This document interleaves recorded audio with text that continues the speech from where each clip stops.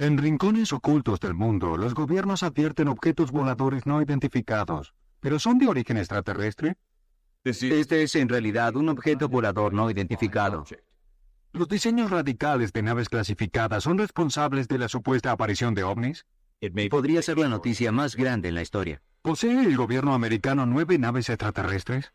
Potencialmente, una persona que ve una de estas naves podría pensar que no es una aeronave, sino una nave espacial.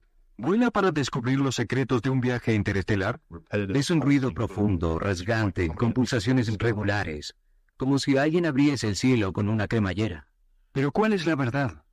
Las cámaras de Discovery le mostrarán una base que no existe oficialmente. A todos nos gusta una base que no existe. Naves que no existen. Solo podemos decir que rompía la barrera del sonido. Y un hombre que dice que trabaja para el gobierno en una tarea que involucra 9 platos voladores o discos voladores todos juntos. Junto a nosotros ingresen a la zona profunda y negra de un mundo fantástico.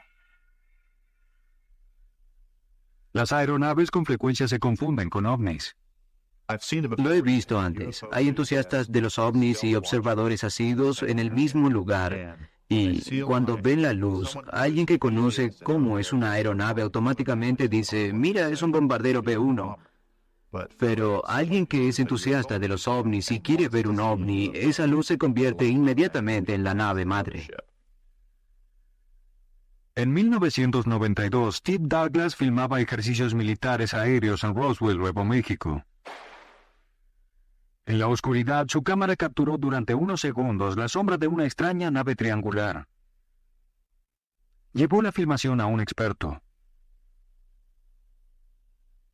Probablemente sea una imagen tentativa, proverbial, porque es algo que creemos que es una aeronave poco común, una que el gobierno no admite que tenga, con que sería emocionante poder tener una fotografía clara y buena de la misma, simplemente porque es interesante. Es emocionante descubrir algo desconocido. Esta es una aeronave negra contra un cielo negro. Y hay mucho ruido en el medio, con que todas las veces que observamos la imagen es como ver el mismo color que en el fondo.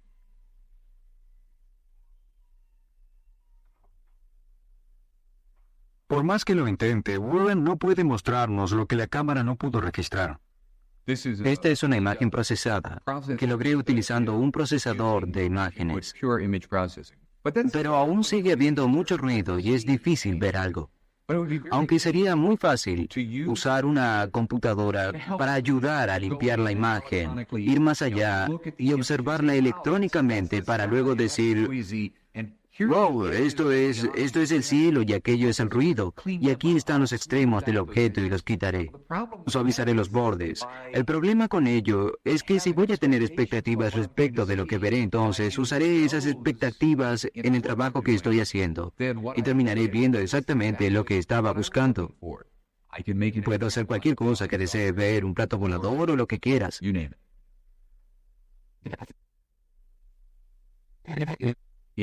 Obviamente está volando. Obviamente es desconocido, aunque definitivamente es un ovni. Lo que no quiere decir que sea una nave de otro planeta, o un viajero en el tiempo, o un llenar los espacios en blanco. Tenemos fuertes sospechas de que, en realidad, sea una aeronave de reconocimiento altamente secreta que tiene el gobierno y que lleva un operador en su interior, pero por razones de seguridad no admiten que les pertenece o que la estaban operando. En realidad, es un objeto volador no identificado. Esto es lo que Steve Douglas filmó. El Mentor Negro TR-3. Oficialmente no existe. ¿Es el Mentor Negro un ovni? En los últimos 5 años, la descripción de los ovnis ha cambiado. Los informes de una nave triangular son tan comunes como las formas tradicionales de un platillo volador. El año pasado, una aerolínea británica en viaje desde Milán aterrizaba en Manchester, Inglaterra. De pronto, una nave triangular pasó rozando la aeronave a metros de su nariz. Ni el avión ni el radar de tierra pudieron detectar a la nave de alta velocidad.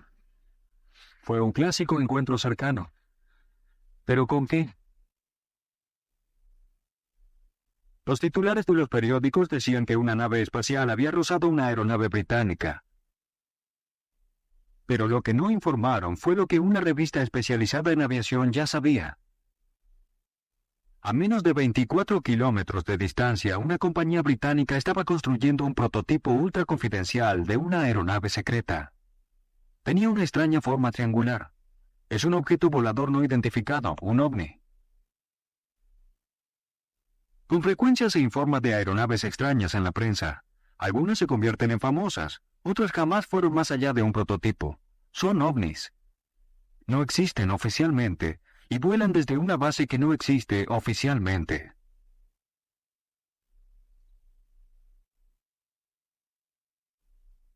El lugar de la aeronave negra norteamericana está escondido en el Centro de Pruebas Nucleares en Nevada.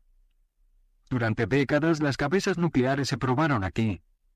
No es un lugar seguro para que se aventuren los imprudentes.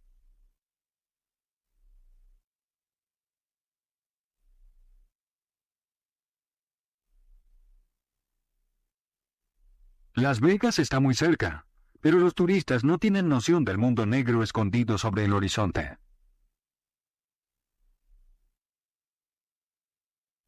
El área 51 del lugar de pruebas es Groom Lake. Para las naves es un mundo fantástico.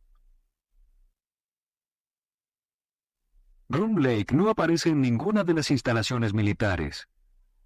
Aún así, tiene la pista de aterrizaje y el hangar más grandes del mundo. Lo que hay allí es ultra secreto. Este mundo encantado no existe oficialmente. Sin embargo, atrajo tanto la atención del público que ahora hay mapas disponibles que indican el lugar de la base. Entrar aquí significa arriesgarse a ir a prisión sin juicio previo. El uso de fuerza letal está autorizado. Desde Groom Lake se operaron en forma completamente secreta los aviones espías de la Guerra Fría. El U-2, avión espía de la CIA, fue el primero en despegar desde aquí. Más tarde, la familia de aeronaves incluye al ave negra SR-71, que vivió de incógnito durante más de 10 años. El ave negra voló más rápido y más alto que cualquier otra nave. Al igual que el U-2, fue invulnerable hasta que la tecnología de sus misiles lo convirtió en obsoleto.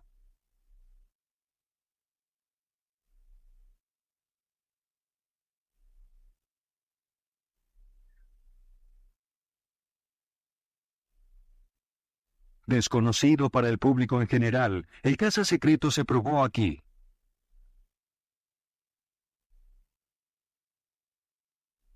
Las aeronaves secretas fueron confundidas con ovnis durante medio siglo. A mediados y fines de los 40, fue un periodo de fantástico desarrollo en la aviación. Hoy no lo podemos apreciar, pero hubo aviones sin propulsores, similar a un auto sin motor. Había aviones sin colas, había aviones con forma de disco, había aviones con alas extendidas. Potencialmente, una persona que veía una de estas naves podía pensar que no era una aeronave, sino una nave espacial. Una persona que no sabía sobre su existencia habría pensado que eran algo ajeno a la Tierra y habría supuesto que en realidad eran platillos voladores. La primera visión de platillos voladores en el mundo fue en realidad de alas voladoras.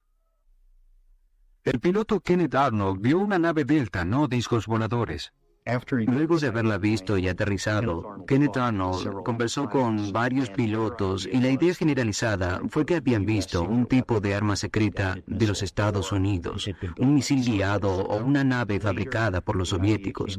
Más tarde surgió la idea de que no eran vehículos terrenales, sino vehículos extraterrestres, basados en su desplazamiento y maniobrabilidad, que no tenían comparación oficialmente con ningún material terrestre, o que no podía ser superado por ningún cuerpo humano. El gobierno de los Estados Unidos intentó construir un platillo volador.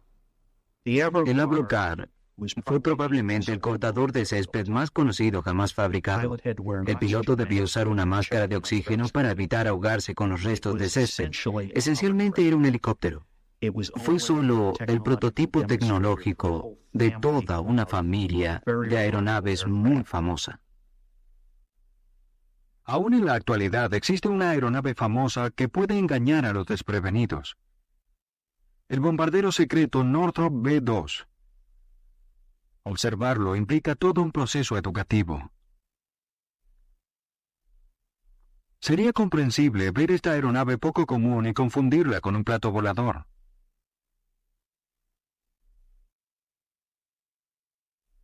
De seguir siendo secreta, ¿qué habrían pensado? ¿Aeronave de fabricación humana u ovni? Esta es la fábrica Lockheed Skunk, en California. Aquí se fabricaron generaciones de aeronaves negras. En los últimos años, su zona de aparcamiento se ha mantenido llena. Aunque oficialmente no hay proyectos de grandes trabajos, demasiado insignificantes para explicar toda esta actividad. La producción del avión espía Blackbird, Ave Negra, ha terminado hace tiempo. Su último contrato fue para el Stealth Fighter, un caza secreto que está a punto de terminar. No se puede explicar el trabajo que se realiza a puertas cerradas. ¿Se está fabricando un nuevo ovni negro con forma triangular? Expertos en aviación sospechan que la respuesta yace en un documento de 1985 perteneciente al Pentágono. Una nave misteriosa llamada en código Proyecto Aurora fue incluida accidentalmente junto a otros presupuestos para aviones espías U-2 y Blackbird. Desde entonces no hubo mención alguna del mismo. Oficialmente no existe. Lo primero que escuché sobre la Aurora fue que los controladores de tráfico en la costa occidental estaban informados de que podían detectar objetivos de alta velocidad en las pantallas del radar y que se trataba de un programa clasificado, que no tuviesen miedo y no lo informaran a nadie más. La información siguiente, y la que en realidad hizo que comenzara a investigar la historia de la Aurora, fue una secuencia de sonidos profundos sobre California. El jueves 18 de junio de 1992 a las 7 de la mañana y durante otros 6 jueves del año anterior a la misma hora, un temblor menor había hecho mover las tazas de café en Los Ángeles.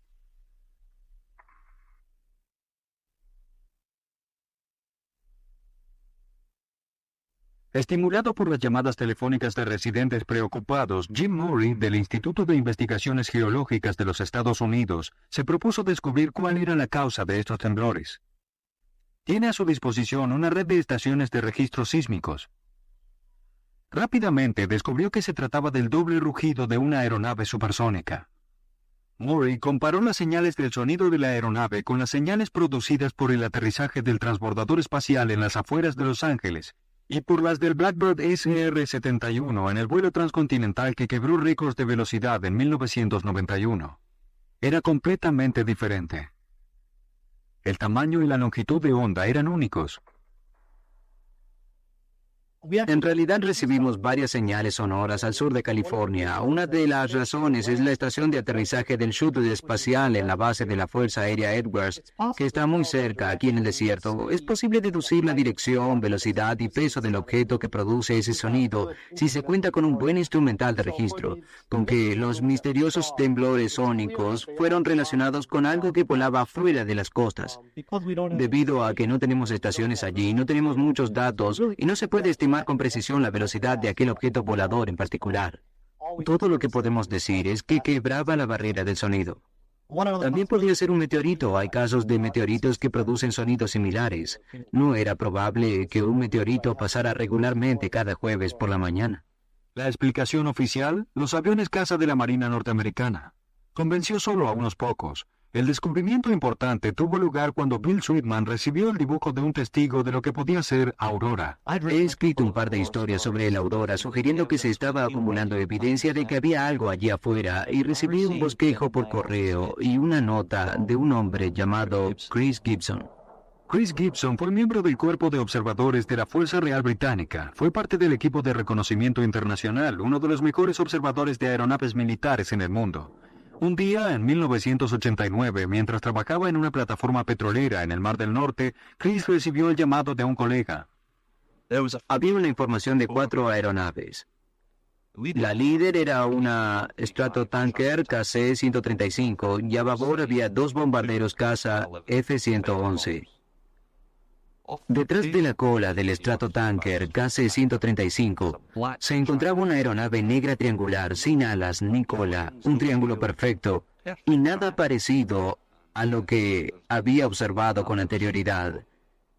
Era un diseño inusual y estoy entrenado para reconocimiento instantáneo por el cuerpo de observadores británico. Y si yo no lo conocía, era porque no estaba en ningún libro.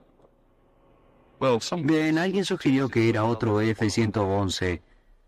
Un F-111 con sus alas extendidas completamente hacia atrás, lo que podía darle esa forma posiblemente triangular, pero siempre se podrá ver una especie de cola y nariz en un F-111.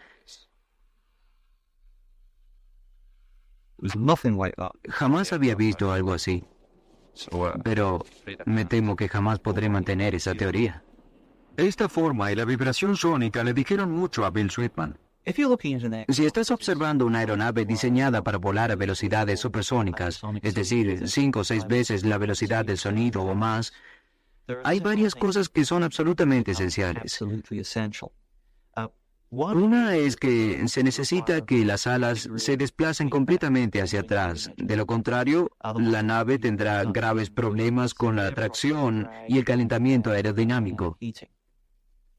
Al diseñar esta forma tan delgada, se necesitará tener mucho espacio para el combustible, para la propulsión y para la tripulación. Y la mejor forma de proveerlo es fusionando las alas con el cuerpo. Se logra una forma triangular muy característica que a simple vista es idéntica a la que vio Chris.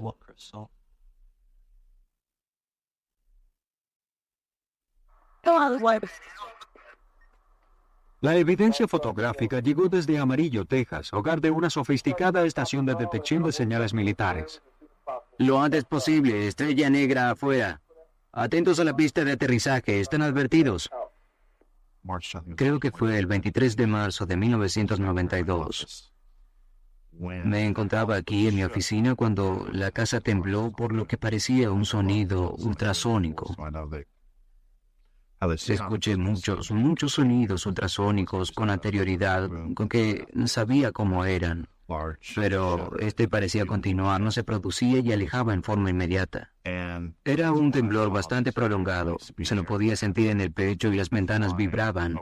Allí fue cuando vi que esta aeronave que volaba a gran velocidad pasaba sobre la casa. La velocidad era impresionante. Sabía que era algo diferente, en especial por la forma de la estela. Los aros sobre la estela no estaban producidos por ninguna aeronave convencional. El ruido de su motor también es único. Es profundo, rasgante, con pulsaciones regulares, como si alguien abriese el silo con una cremallera. Se lo siente más en el pecho que lo que se puede oír. No es el sonido de un jet, no es el sonido de un cohete. Es un sonido único y sorprendente. Los informes de aros sobre una estela se recibieron de todo el mundo. Jamás se habían visto estas imágenes capturadas por un camarógrafo aficionado desde un avión de pasajeros. Es muy difícil esconder una aeronave como Aurora. Steve encendió sus radios. En una frecuencia militar reservada para satélites espías, escuchó el llamado Dark Star, estrella oscura. Formación Dark Star, Sierra, fuera. Formación Dark Star, Sierra, fuera. Formación Dark Star, Sierra. Están enterados, Dark Star, Sierra, fuera.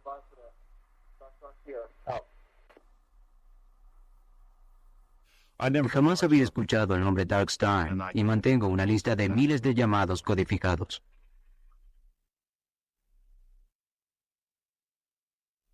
La estela y el sonido de los motores son característicos de un motor pulso reactor, el tipo de motor necesario para volar a velocidades hipersónicas. Con una velocidad crucero de 8.400 km por hora, Mach 8, operando en órbita cercana a una altitud entre 80 y 120 kilómetros, Aurora podía llegar a cualquier parte del mundo en 3 horas. No todos los expertos creen en la existencia de Aurora. El nombre Aurora apareció por primera vez como parte del documento de un presupuesto no clasificado. La gente supuso que se refería al programa de una aeronave hipersónica. Bill Rich, ex jefe de fabricaciones Skunk, reveló más tarde que en realidad se trataba de una financiación para el desarrollo de un bombardero B-2, que no tenía nada que ver con un aeroplano hipersónico, y que simplemente una aeronave de ese tipo no existe. El proyecto Aurora no terminó. Continúa bajo investigación constante que aún no está cerrada. Personalmente creo que hay evidencia contundente de que allí afuera existe un programa de alta velocidad. Al igual que los proyectos anteriores, se niega la existencia de la Aurora.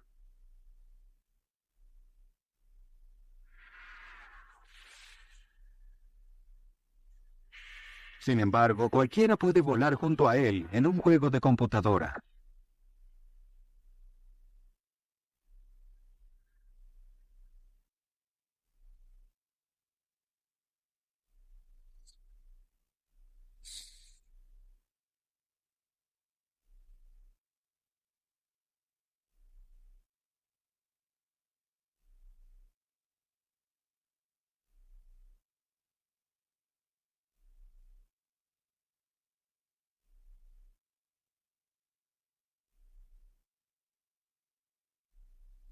La principal base de pruebas de la Aurora sería el Mundo Fantástico en Groom Lake, Área 51, en el campo de pruebas nucleares en Nevada.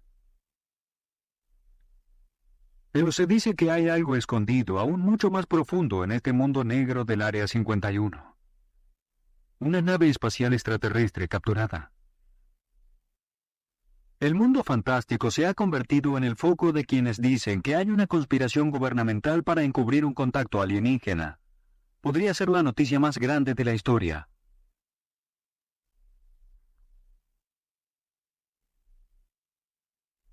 Desde la cima de una montaña distante, un hombre mantiene una vigilancia constante sobre el mundo fantástico.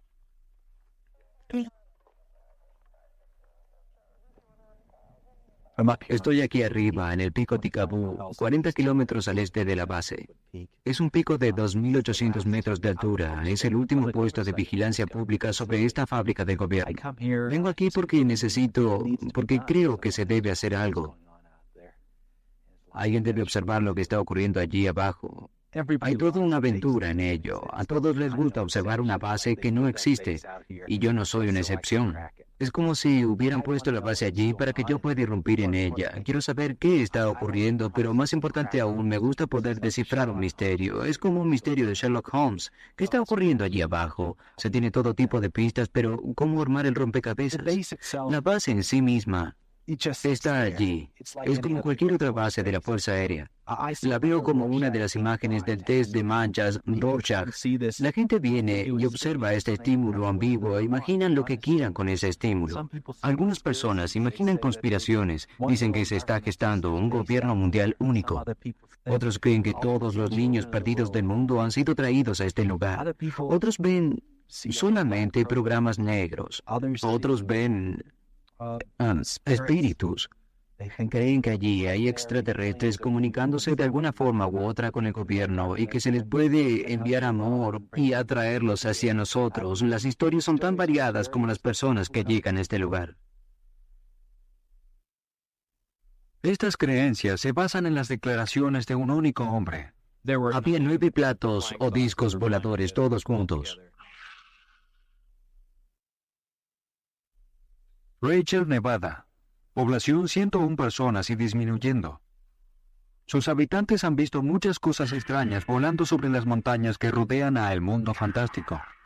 Creo que aquí hay naves con forma de platillos. Sí, creo que fue un platillo. He visto cosas extrañas aquí. Era una serie de luces danzando. Se acercaban y desaparecían de pronto. OVNIs podrían estar visitando la Tierra. Seres extraterrestres tuvieron que haber visitado la Tierra. Podrían ser seres de otro sistema planetario girando alrededor de otra estrella. Era algo extraterrestre. Creo que es posible. Sus bases podrían estar en regiones bajo tierra. Hay demasiada tecnología que no se puede explicar. Quizás tratemos con un fenómeno interdimensional. Creo que el gobierno sabe. No creo que estemos solos en el universo.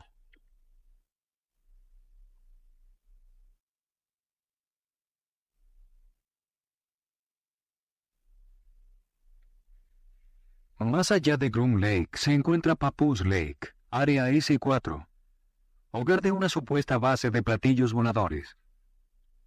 Bob Lazar, fabricante de autos Jet, ex empleado del Laboratorio Nacional de Los Álamos, lugar de origen de la bomba atómica y contratado supuestamente como ingeniero en un proyecto ultrasecreto. Tenía la impresión de que estaba trabajando en un sistema de propulsión de avanzada que se desarrollaba justo en mi área y estaba emocionado por ello y me hicieron creer que iba a ser una especie de sistema de propulsión de campo que de hecho lo era, pero no tenía idea del alcance de lo que estaban hablando.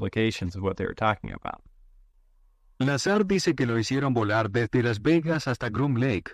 Lo pusieron en un autobús y lo llevaron hasta el área S4, Papoose Lake. Cuando llegamos, la puerta del hangar estaba abierta y allí había un plato volador. Bajé del autobús y me llevaron intencionalmente hacia él y me dijeron que mantuviese la mirada hacia adelante y que caminara. Fue como una especie de tortura mental porque algo fantásticamente interesante estaba ocurriendo, pero yo tenía la impresión de que era algo que nosotros habíamos desarrollado. Recuerdo haberme reído ya que ello explicaba todas las visiones ridículas de ovnis. Probamos estas cosas todo el tiempo y todos creyeron que eran platillos voladores. Y pensé, esto es grandioso. De hecho, hasta le habían adherido una pequeña bandera norteamericana sobre un costado.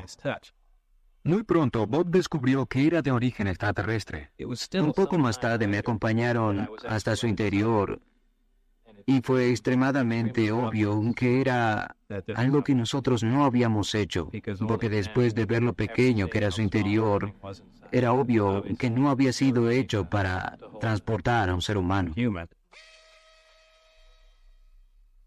Y básicamente dijeron que estábamos estudiando su ingeniería porque queríamos saber cómo había sido fabricada y ello es un indicio de que no había sido hecha aquí.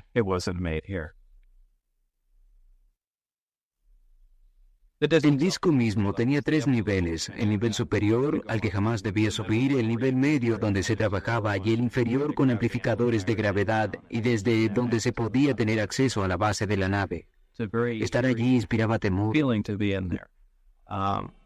No había paneles de control ni interruptores, lo único que sobresalía eran 3 sillas, el reactor mismo y los amplificadores de gravedad, y por debajo de ellos había otros componentes del sistema de propulsión, pero es todo lo que había allí.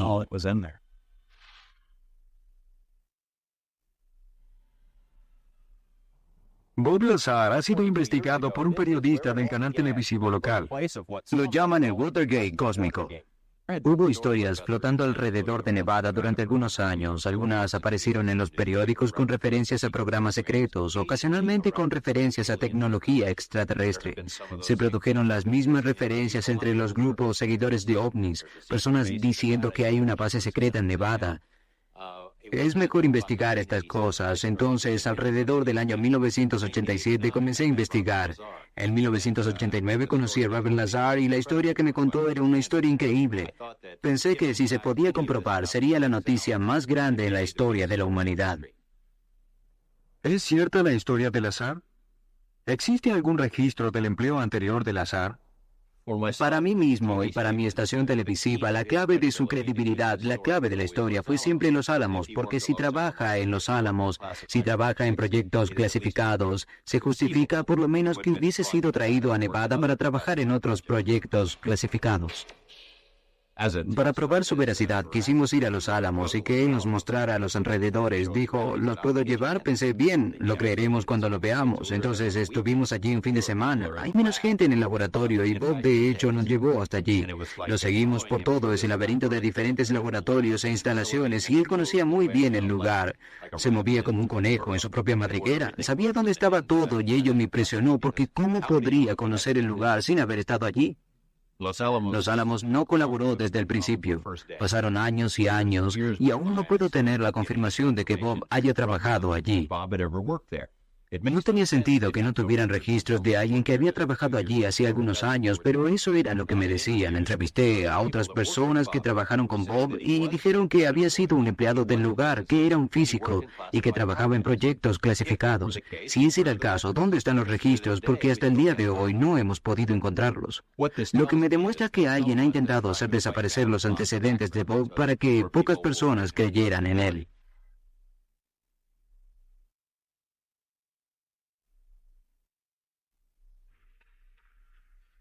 Los pocos días que Lazar estuvo en esta base secreta, los pasó leyendo documentos con instrucciones, mientras alguien lo custodiaba permanentemente.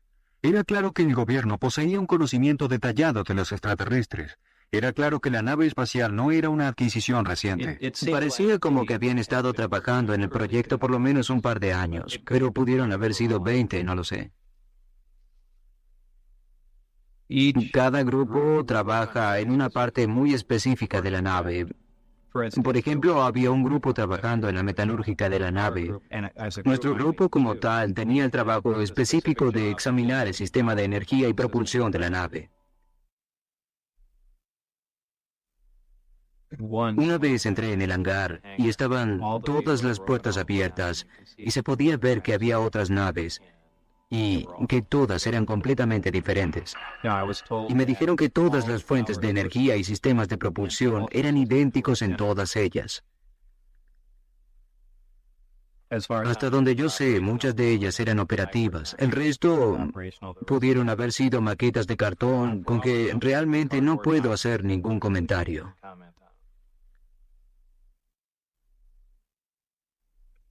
Parecía que habían puesto de forma vertical una de las naves y habían disparado un proyectil contra ella. Imagino que algunas de estas naves no eran funcionales.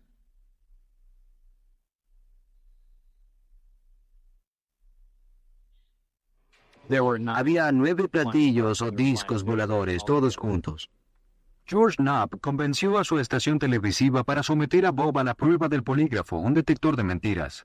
¿Mentiste deliberadamente cuando dijiste que en realidad habías visto propulsión antigravedad en funcionamiento? No. 2 investigadores diferentes realizaron 4 pruebas por separado. Los resultados fueron inconclusos. Lazar pasó 2 y falló 2. Uno de los investigadores aún está impresionado por lo que escuchó. Estaba observando todas las señales pequeñas, el lenguaje corporal, por así decirlo. Había un contacto ocular tremendamente positivo. No había inquietud, jamás desvió la vista.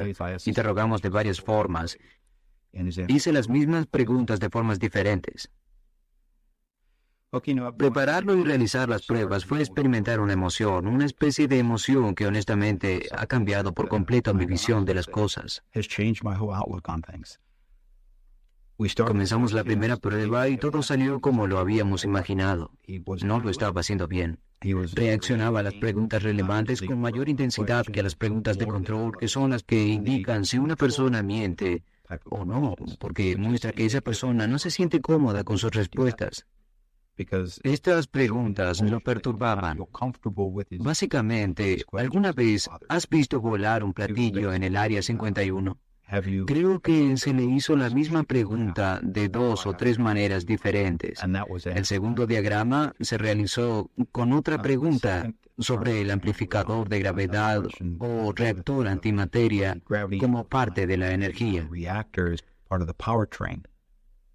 En la mitad de la prueba comienzo a observar el papel y enseguida me doy cuenta de que estoy observando lo que probablemente es un resultado positivo. Me da escalofrío el solo pensar en ello. Para cada esquema trazado, la pregunta relevante era siempre la misma. ¿Has mentido deliberadamente a cualquier pregunta concerniente a la información de ovnis que has dado? Y su respuesta negativa indicaba que todo lo que había en los gráficos era verdadero. Todo lo que Bob Lazar dijo esa noche fue lo que él cree que es cierto. Bob Lazar pareció no mentir cuando describió cómo funcionaba el reactor de la nave. No estábamos muy seguros de cómo funcionaba, pero teníamos una vaga idea. Comenzando por el reactor, reaccionaba ante un elemento extremadamente pesado, pero estable, que no pertenecía a la Tierra, y lo colocamos en un diagrama periódico con el nombre de elemento 115. Proveía la onda de gravedad y la potencia eléctrica básicas para hacer funcionar la nave. Los amplificadores de gravedad colocados en la nave amplificaban esa onda y actuaban en diferentes fases. En otras palabras, no actuaban en formas sincronizadas y eran despedidas desde el fondo de la nave y desde la Tierra, y todos los elementos actuaban con su propia onda de gravedad. Y con ello se lograba una onda opuesta a la nave y causaba el despegue. No había fuego, propulsores, aire comprimido, ni nada que pudiésemos imaginar que propulse algo. Era un sistema de propulsión de campo. Era algo que realmente no se podía sentir. La propulsión de campo se puede demostrar con dos imanes. Colocados de una forma, los polos de los imanes se atraen. Colocados de otra forma, los imanes se repelen. Lazar dice que la nave usaba ondas de gravedad para repeler y atraer en el espacio. Utilizando materiales terrestres y tecnología de avanzada, no podíamos duplicar uno de estos sistemas, ni siquiera acercarnos.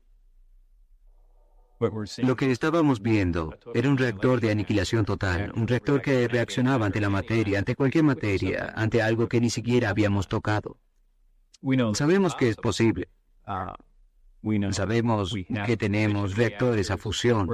Normalmente intentamos desarrollar reactores a fusión que producen energía como el Sol, pero ni siquiera hemos pensado en trabajar sobre reactores antimateria, que son un 100% eficaces.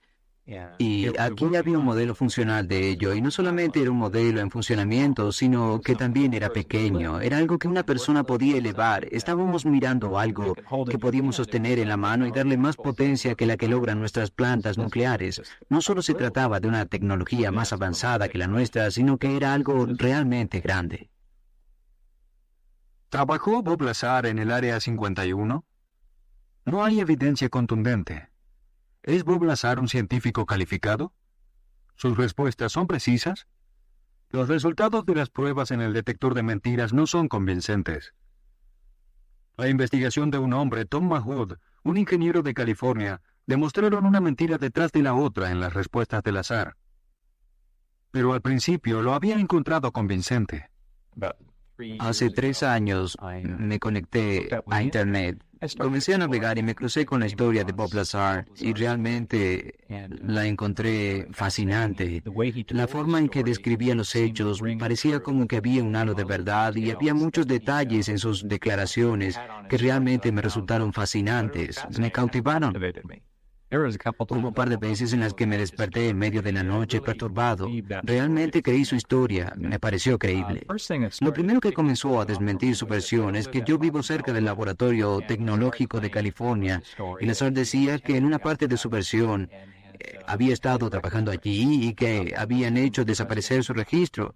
Pensé que podía ser interesante si podía acercarme al lugar y ver si descubría algún rastro de Lazar en Carthage. Lo más fácil para investigarlo sería revisar los anuales del laboratorio durante un periodo de unos 10 años, y revisé sus páginas buscando alguna fotografía o referencia de Bob Lazar.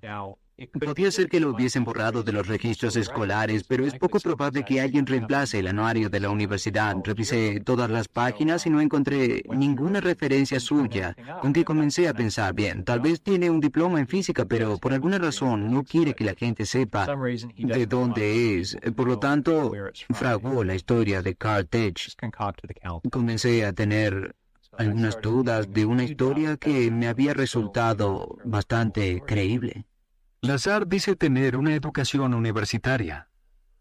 Bob no sería la primera persona en mentir sobre su educación para conseguir un trabajo, pero el único registro de que asistió a algún tipo de escuela es un curso de electrónica a nivel intermedio, y no tiene sentido que alguien con ese nivel de educación pudiese ser contratado para trabajar en los lugares donde trabajó. Fairchild Industries en un puesto altamente técnico y luego en Los Álamos en una posición altamente técnica. Debió haber recibido una educación en algún lado. Si se ve lo que hace con las computadoras, se puede ver que es un hombre inteligente y educado. ¿Dónde consiguió esa educación? Busqué, por ejemplo, en los registros de MIB y aunque Bob no puede dar nombres de ningún profesor ni de los estudiantes, me pregunté a mí mismo si una escuela como MIB podría borrar sus registros. Bien, no lo sé. Reciben cientos de millones de dólares por año en contratos de defensa. Trabajaron con la CIA en el pasado en este tema de los ovnis. ¿Podrían hacerlo? ¿Harían algo así? Creo que es posible. Bob dice que fue despedido para que no violara normas de seguridad. La nave en la que trabajaba se probaba con frecuencia y la mayoría de las pruebas ocurrían los miércoles por la noche. Jamás las hacían volar fuera de la atmósfera, apenas por sobre las montañas. Se debe tener en cuenta que esta era su posesión más preciada y que no estaban dispuestos a perderla.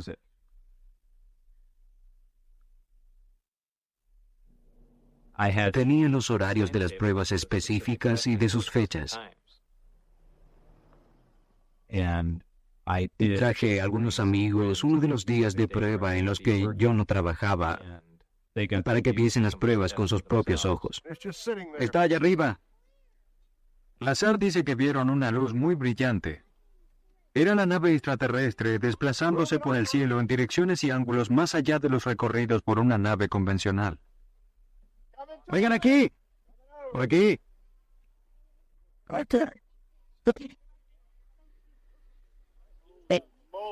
Dios mío, mi corazón salta de la emoción. Miren eso. ¿No es hermoso? No estábamos en la base. Estábamos a 16 kilómetros de la misma, pero aún a tanta distancia. Estábamos dentro del radio de seguridad y podíamos ver algunas cosas. Luego de un tiempo aflojamos tensiones y eventualmente nos atraparon. Al día siguiente se suponía que debía presentarme a trabajar, sin embargo, me interrogaron en una base de la Fuerza Aérea al norte de Las Vegas. Allí es donde comenzó la fricción con las personas que me interrogaban. Me apuntaron con armas, me gritaron en la cara a muy corta distancia y estaban tan enfadados como para herir a alguien en cualquier momento. Amenazaron mi vida, amenazaron la vida de mi esposa. Desaparecieron los registros de mis empleos anteriores, de los lugares en donde había trabajado, de la gente. Toda esta información comenzó a desaparecer. Fue entonces cuando comencé a preocuparme por lo que harían conmigo.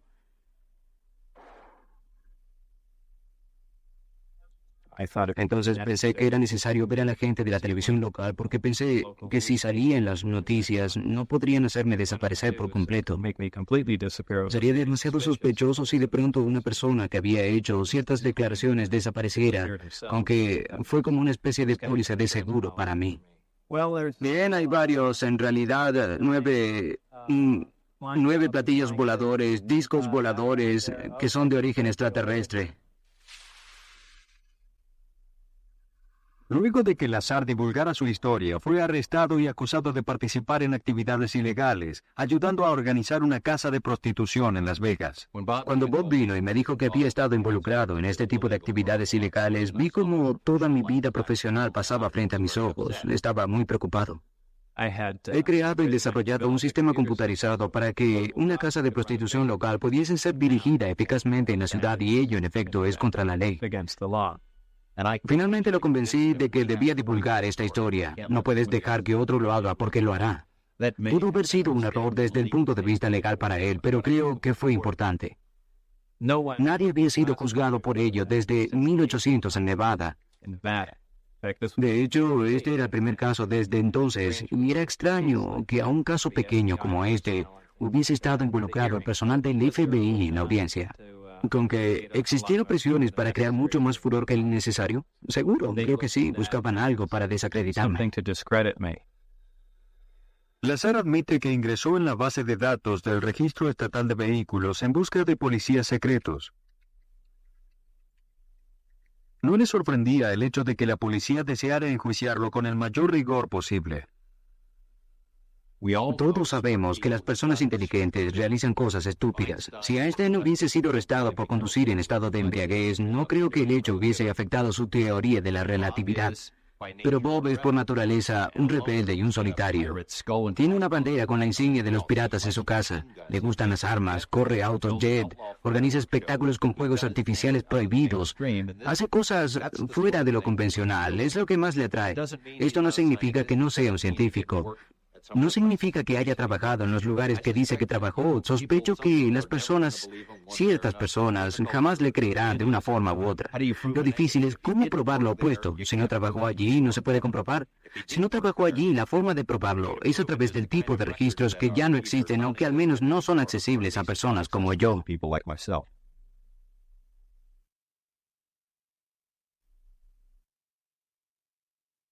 Bob Lazar parece tener una memoria muy especial. No sé si es sospechoso, pero es peculiar que en el sentido que parece recordar detalles muy pequeños de la época en que estuvo en S4, pero parece tener problemas para recordar las clases a las que asistió, los nombres de los profesores, fechas. Gran parte de su pasado parece haberse borrado de su memoria, pero no S4. Ciertamente creo que Bob Lazar surge como un fraude completo. Pero conversé con muchas personas y sé muchas historias sobre cosas que han ocurrido en el Área 51 y presiento que Bob estuvo allí. Si los eventos ocurrieron precisamente como él nos contó, no puedo estar seguro. ¿Debemos creer la historia de Lazar? Tom Mahood ha descubierto que de hecho trabajó en Los Álamos, pero solamente como subcontratista civil, no como científico investigador. Trabajó como técnico en proyectos abiertos para los civiles. Bob Lazar fue atrapado al mentir sobre su pasado. Hasta que tengamos evidencia rotunda, tal vez debamos recordar lo que dijo Einstein. El que sea descuidado con la verdad en cosas pequeñas no puede ser confiable en temas importantes. Bob sabía cuándo y dónde tendrían lugar las pruebas de vuelo de estos objetos porque llevó a gente a ese lugar durante 3 semanas seguidas. ¿Cómo pudo saberlo? Conozco a una persona que trabajó allí y a la que pude interrogar, no en cosas importantes como dónde están los platillos voladores, sino en cosas menos importantes, tales como dónde está la cafetería o cosas así. Esa persona a la que conozco trabajó en el Área 51 y estaba convencida de que Bob había trabajado en ese lugar.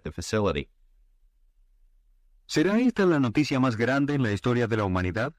Si los contactos misteriosos de George Knapp desaparecen de los registros, no podremos juzgar si todo esto es una gran mentira. Creo que la operación se mudó poco después de mis declaraciones, posiblemente en el 90 o 91. ¿Dónde están ahora? Pueden adivinar también como yo.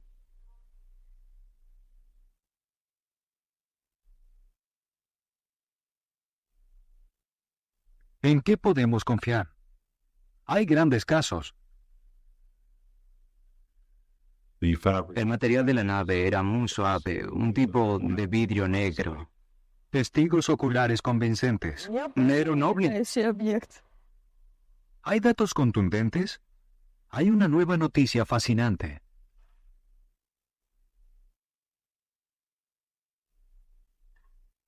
El 5 de mayo de 1984 se accionó la alarma de alerta en el Comando de Defensa Aéreo norteamericano. Moviéndose a gran velocidad por la órbita terrestre, no era un misil que se acercaba. Su nombre de código fue Caminante Veloz.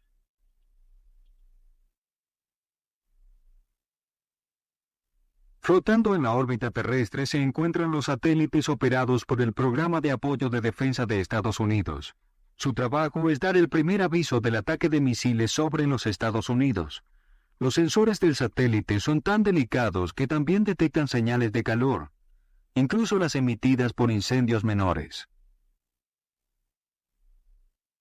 A las 1400 horas tiempo Zulu, un satélite DSP detectó un objeto sólido, caliente y veloz ingresando a la órbita terrestre desde el espacio.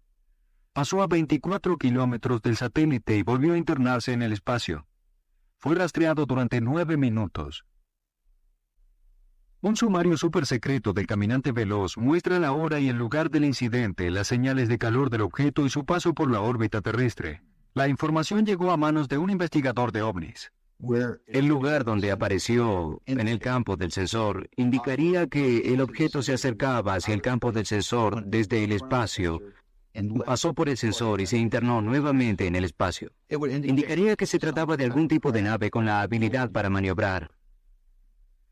Si este caminante veloz hubiese sido un meteorito, el campo gravitacional de la Tierra lo hubiera atraído hacia la atmósfera, quemándolo. Se necesita energía para quebrar la fuerza de gravedad de la Tierra. Los objetos inanimados como los meteoritos o chatarra espacial no pueden lograrlo. Naves espaciales como el transbordador pueden hacerlo, pero el caminante veloz vino del espacio.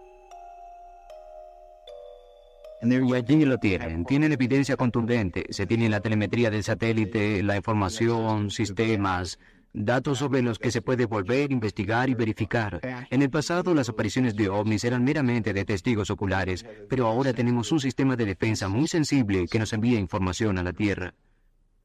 Tal vez es uno de esos enigmas que quedarán entre nosotros para siempre. Se sabe qué tipo de nave tendría la habilidad para lograrlo. Y algunas personas podrían decir un ovni.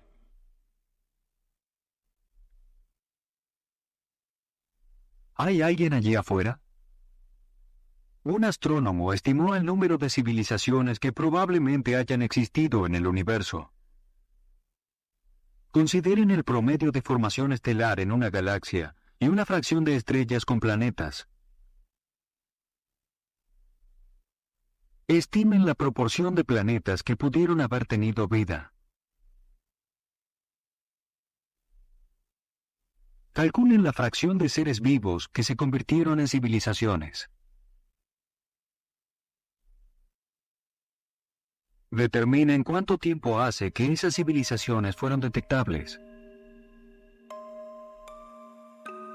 Adivinen cuánto tiempo dura una civilización.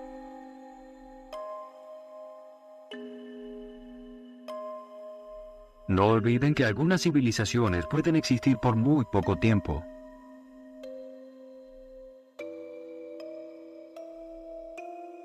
Multipliquen esos números por la cantidad de galaxias en el universo y obtendrán miles de millones de civilizaciones desde que todo esto comenzó.